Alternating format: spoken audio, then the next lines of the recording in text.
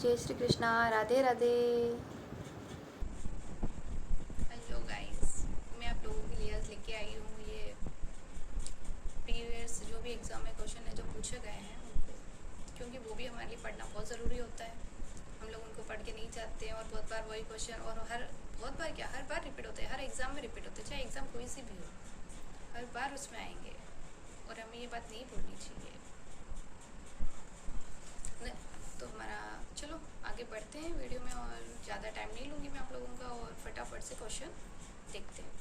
पहला क्वेश्चन है, नशीली दवाओं की लत को नियंत्रित करने हेतु आमतौर पर प्रयुक्त की जाने वाली औषधि का नाम क्या है? तो वो है फोलिक अम्ल, कोकेन, एस्कार्बिक अम्ल या पैथिडीन। तो वो है पैथिडीन। भारत में बाल विवाह निरोध अधिनियम में जो किस वर्ष पारित हुआ था? तो वो हुआ था 2006 में। तो पहले बाल विवाह बहुत होते थे, आजकल बहुत कम हो गए हैं।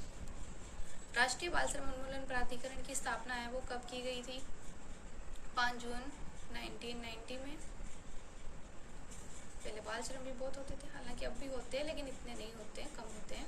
भारत में लड़के लड़कियों की विवाह योग्य न्यूनतम आयु क्या है? तो लड़के की है 21 वर्ष, लड़की की है 18 वर्ष। तो हम लोगों को याद रखना चाहिए कि अगर हमारी एज नहीं है तो हमें शादी नहीं करनी है, क्योंकि अब तो हम लोग खुद इतने जागरूक हो गए हैं ना।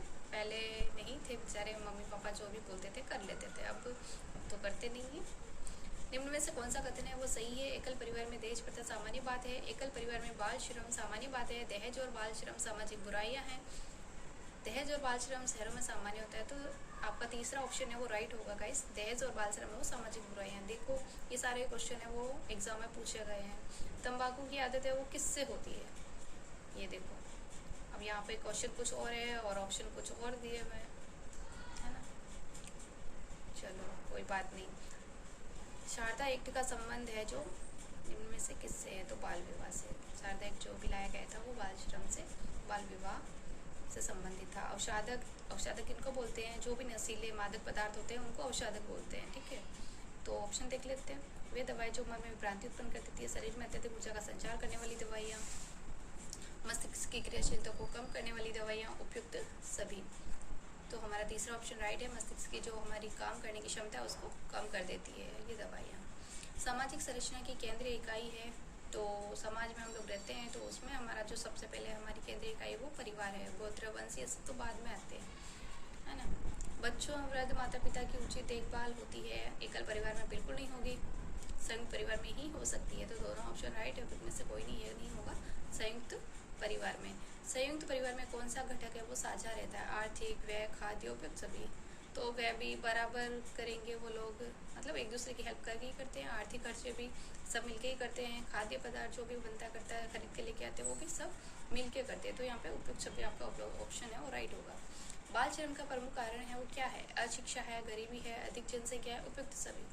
तो बाल श्रम का जो प्रमुख कारण है वो है गरीबी। ऐसे तो अशिक्षा भी है, अधिक जनसंख्या भी है, लेकिन जो प्रमुख कारण पूछा है वो है गरीबी। भारत में बहुविवाह हिंदू विवाह अधिनियम है जो किस वर्ष में आया? तो ये आया था हमारा 1995 में।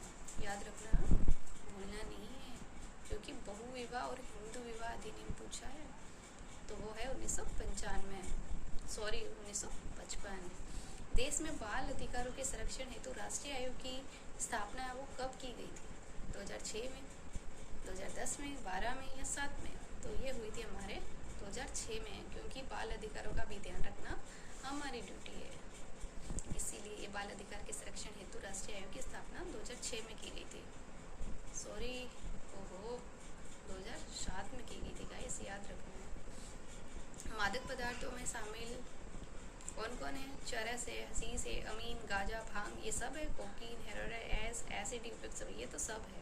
तो इन सब है जो मादक पदार्थ की सूची में आदक है, मतलब ये भी अवसाधक है। अवसाधक नाम याद रखना है गाइस, अवसाधक को नहीं भूलना है, क्योंकि मादक पदार्थ तो हम लोगों को पता है नशा है, लेकिन अवसाधक भूल जाते हैं। तंबाकू या तंबाकू जनित पदार्थों में पाया जाने वाला हानिकारक अम्ल, एस्कार्बिक, निकोटीन, एसिडिक, फार्मिक। तो ये हमारा निकोटीन। महिलाओं का घरेलू हिस्सा के संरक्षण अधिनियम में जो कब पारित हुआ था?